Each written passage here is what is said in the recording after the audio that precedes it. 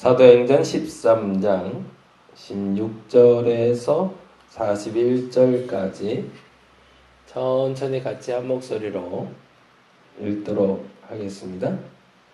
바울이 일어나 손짓하며 말하되 이스라엘 사람들과 및 하나님을 경외하는 사람들아 들으라.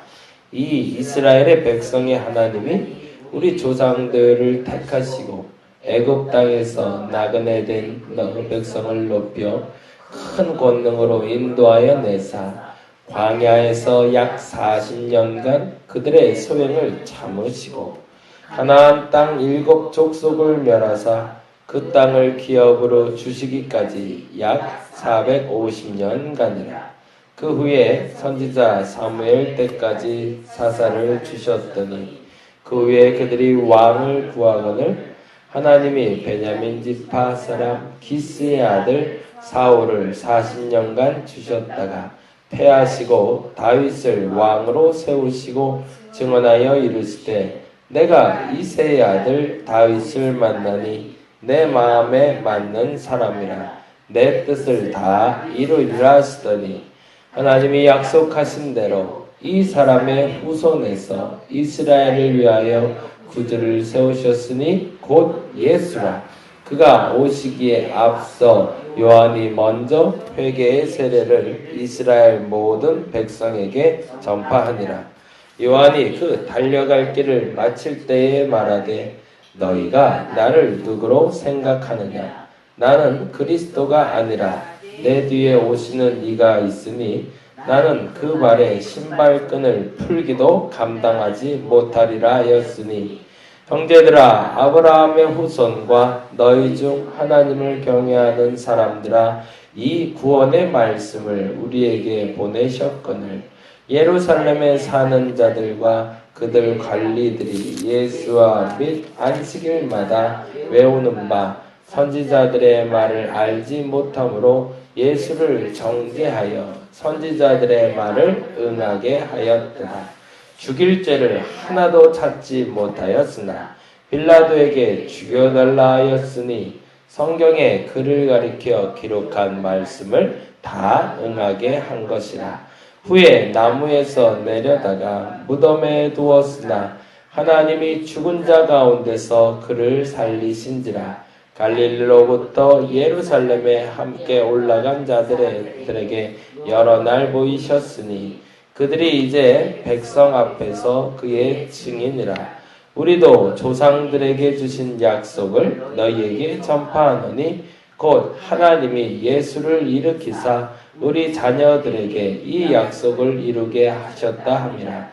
시편 2째 편에 기록한 바와 같이 너는 내 아들이라 오늘 너를 낳았다 하셨고 또 하나님께서 죽은 자 가운데서 그들을 일으키사 다시 썩음을 당하지 않게 하실 것을 가르쳐 이르시되 내가 다윗의 거룩하고 미쁜 은사를 너희에게 주리라 하셨으며 또 다른 시편에 일렀으되 주의 거룩한 자로 썩음을 당하지 않게 하시리라 하셨느니라.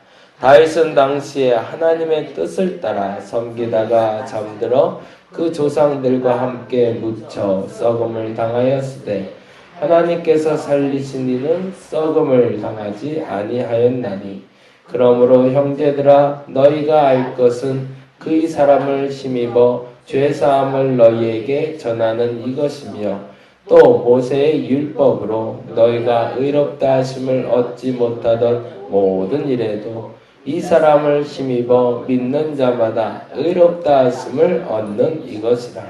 그런즉 너희는 선지자들을 통하여 말씀하신 것이 너희에게 미칠까 삼가라.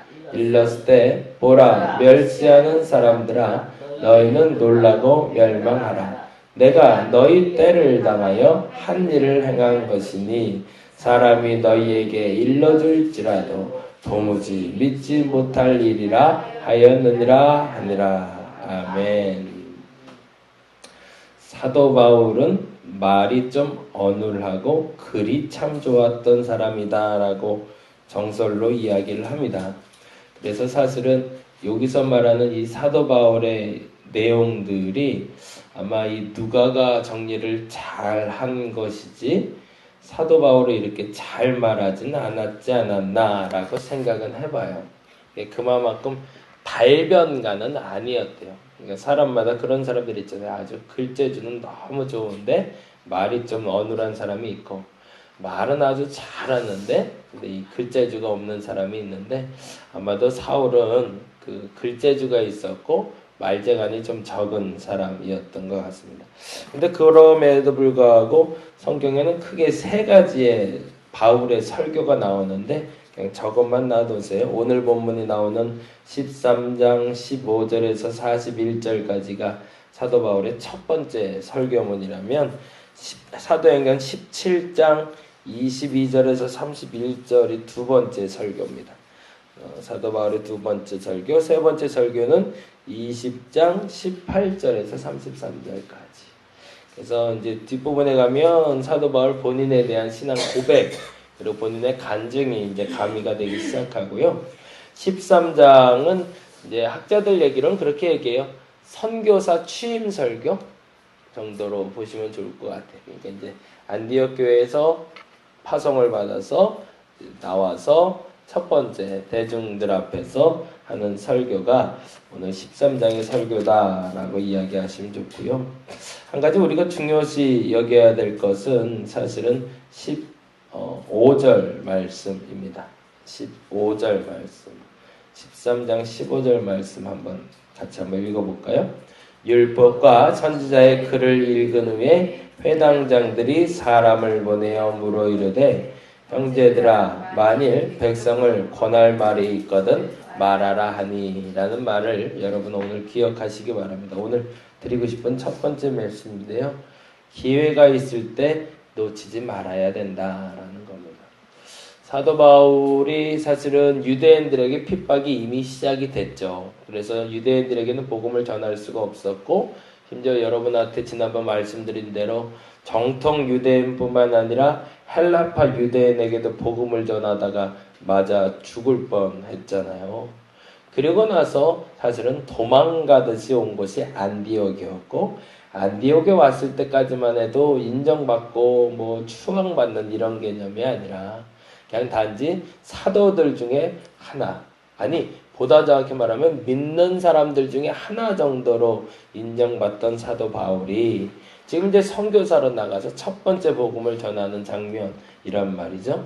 그런데도 불구하고 그에게 형제들아 라는 표현을 쓰면서 너희들이 혹여 우리에게 좋은 말을 할 것이 있거든 그 말을 우리에게 전달해 주라 라고 얘기하고 있습니다. 이거는 유대인들의 회당 문화를 이해하면 조금 더 익숙해집니다.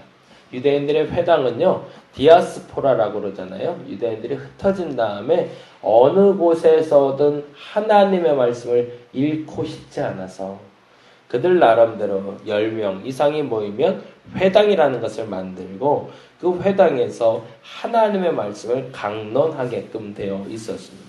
지금도 유대인의 회당들이 곳곳에 남아 있는데, 특히나 지금은 그래서 이제 교회들이요, 이 회당을 많이 모델로 삼아서 교회를 만들기 시작했습니다. 앞으로 이제 재미난 일이 벌어질 텐데요.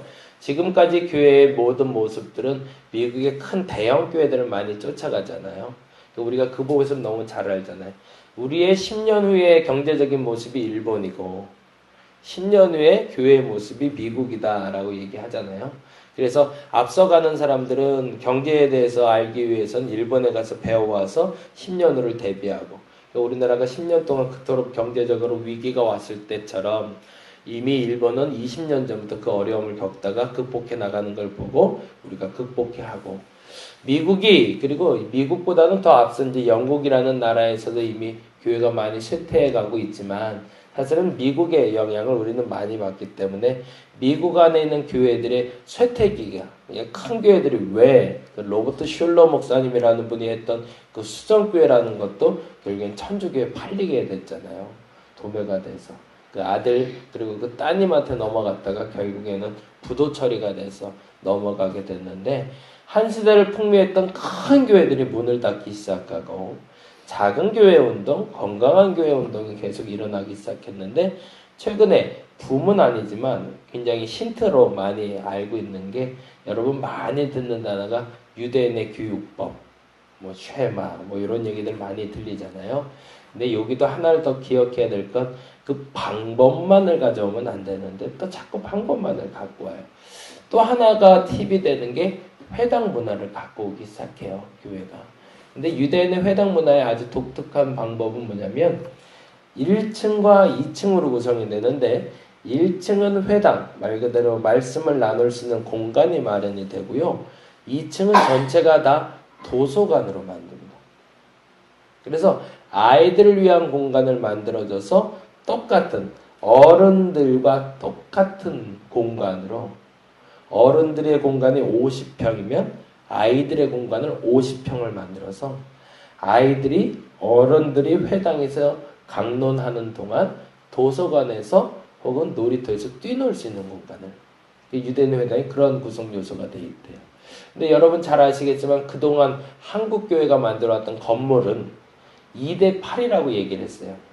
그 교육관이 20이라면 본당 어른들이 예배드리는 공간이 80%라고 얘기를 했거든요. 그래서 대형 교회들 보면 대예배실은 엄청나게 크지만 그 대예배실에 비해서 교육관이 굉장히 작은 걸 봅니다. 그래서 그때 당시에 교육관이나 건물을 짓는 컨셉이 그랬어요. 8대2로.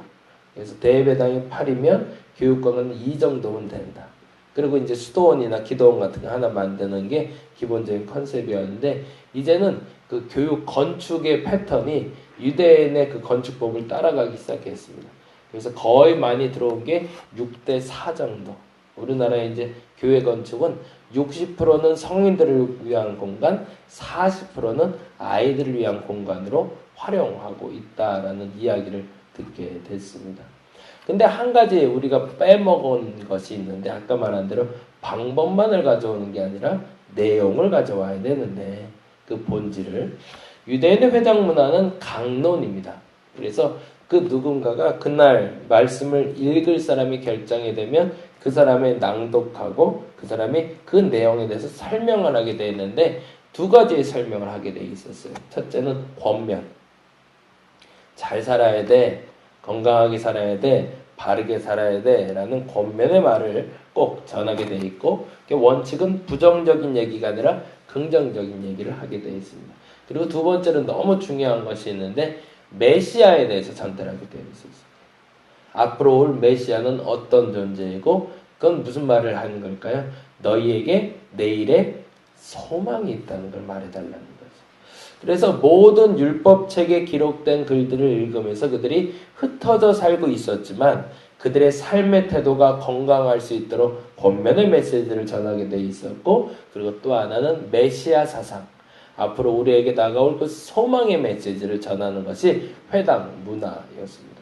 그래서 지금 이 사도 바울에게 그 기회가 주어진 거죠. 저와 여러분에게 기회가 주어졌을 때 그 기회를 놓치지 않기를 간절히 바랍니다. 그래서 그 기회가 주어졌을 때 여러분의 신앙을 당당하게 고백할 수 있으면 좋겠습니다. 그래서 잠깐 우리 사도 바울의 신앙 고백을 한번 들어보겠습니다. 한번 좀 보실게요. 중요한 요점은 오늘 읽어서 아시겠지만 사도 바울이 성경에서 얼마나 명쾌하게 깨고 있는지를 보게 됩니다. 성경을 처음부터 끝까지 쫙 훑어나가는데 심지어는 출애굽 시대부터 예수 그리스도까지 하나로 엮어서 얘기하고 있거든요. 근데 재미난 표현은요. 저는 이 동사에 여러분이 주목하셨으면 좋겠어요. 동사. 뭐뭐 했다, 하였다라는 동사가 어떻게 진행되는지 한번 보세요. 17절 한번 볼까요? 17절부터 한번 보겠습니다. 17절 동사만 동그라미를 한번 하면서 23절까지 쭉 넘어갈 겁니다. 한번 보세요.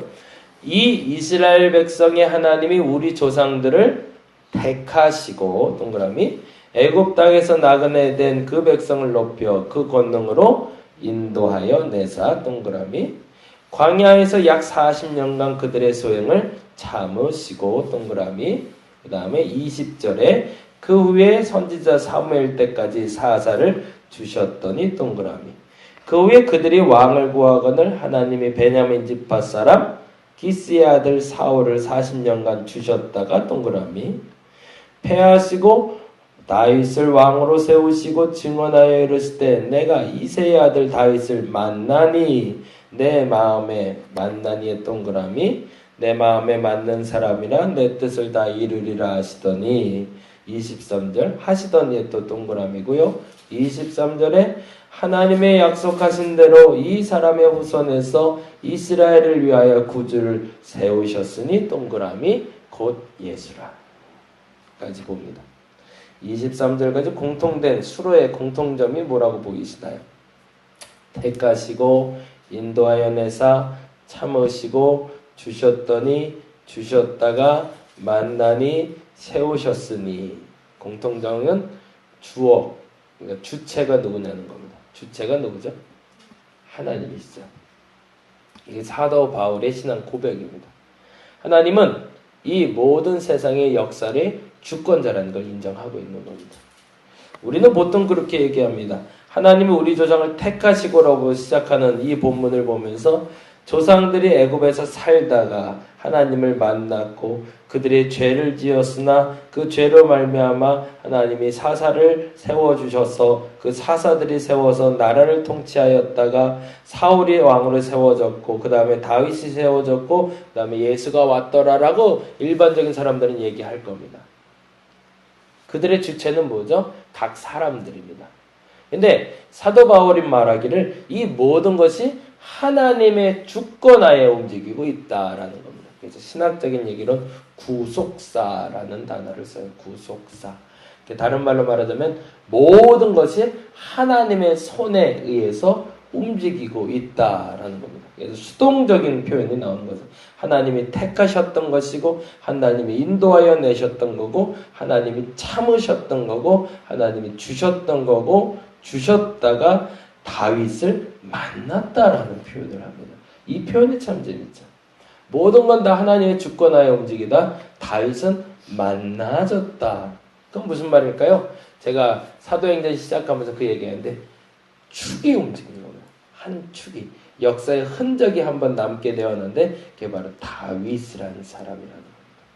그리고 그로 말미암아 메시아 예수 그리스도에 대한 사상이 시작이 됩니다. 만일에 다윗이 없었다면 메시아의 사상은 만들어지지 않았을 만큼 위대한 사람이었던 거죠. 또 하나 굉장히 중요한 것은 바울은 이 모든 설교를 하면서 죄에 대해서 강조하지 않습니다. 스데반이 왜 돌에 맞아 죽었을까요? 스데반도 똑같은 설교를 했습니다. 태초에 하나님이 우리를 택하셨고 사사를 세우셨고 출애굽하셨고 똑같은 얘기가 사도행전에 기록되고 있거든요. 근데 스데반은 돌 맞아 죽어요. 왜 그랬을까요? 그는 유대인의 죄에 대해서 얘기합니다. 너희들이 죽였어. 너희들이 죽였어를 강조해요. 근데 사도 바울은 뭘 강조하고 있죠? 너희들이 죽였어를 강조하는 게 아니라 하나님이 지금도 우리를 인도하고 계셔라는 이야기를 하고 있습니다. 그걸 신학적인 얘기로는 하나님의 신실성이라고 얘기합니다. 하나님의 신실하심에 대해서 사도 바울이 강조하고 있는 거죠. 내게 기회가 주어졌을 때 그 기회가 주어진 상황에서 해야 할 말을 하는 것이 지혜입니다. 저와 여러분이 그 지혜가 생기기를 간절히 바랍니다. 가끔 착각하는 것이요. 복음을 전하는 건 핍박받는 거다라고 사람들이 보통 얘기를 해요. 그래서 복음을 전하면서 핍박 한번 받아보지 않고서 어떻게 복음을 전하는 거냐라고 얘기하지만 거꾸로 복음을 전하다 칭찬받는 것도 맞는 일이라는 겁니다. 그래서 사도 바울은 어떤 결과를 가져오게 되냐면 42절입니다. 같이 한번 읽어볼까요? 42절 같이 한번 읽겠습니다. 그들이 나갈새 사람들이 청하되 뭐라고 되어 있죠? 다음 안식일에도 이 말씀을 하라 하더라. 무슨 얘기예요? 한 번 더 기회가 부여되는 거죠. 자신에게 주어진 기회를 놓치지 않은 사람에게는 또 다른 기회가 다시 부여됩니다. 근데 안타깝게도 우리는 오늘 하루를 최선을 다해 살아가지 못합니다. 오늘 해야 할 말을 하질 못해요. 오늘 해야 할 일을 하질 못합니다. 그래서 내일에 올 수 있는 기회조차 놓치는 사람들이 너무 많다는 겁니다. 저와 여러분에게 주어진 오늘을 최선을 다해 살아가시기 바랍니다. 오늘을 최선을 다해 산다는 것은 내일의 기회를 잡았다는 말과 동일한 말입니다. 오늘의 기회를 최선을 다하셔서 내일의 기회를 잡을 수 있는 저와 여러분이 되기를 간절히 바랍니다. 기도하겠습니다. 주어진 기회가 있는데 자꾸 놓쳐버립니다.